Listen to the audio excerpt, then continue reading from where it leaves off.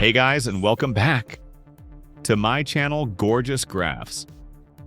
This is another personal finance video for educational purposes, and today we're going to talk about the powerful effect of regular monthly contributions on your long-term investment growth. Over the next 2 minutes, you will see the animated line chart of the value of a hypothetical investment portfolio growing over the course of 40 years. As in many of my previous videos, a constant return rate and zero volatility are assumed here to keep things simple. Taxes and inflation are also not considered in this example. The simulation starts with an initial investment of $10,000 and then assumes an additional $300 being contributed every month, consistently for 4 decades. An average annual return rate of 7% is used, which is realistic for a well-diversified long-term stock market portfolio. The result?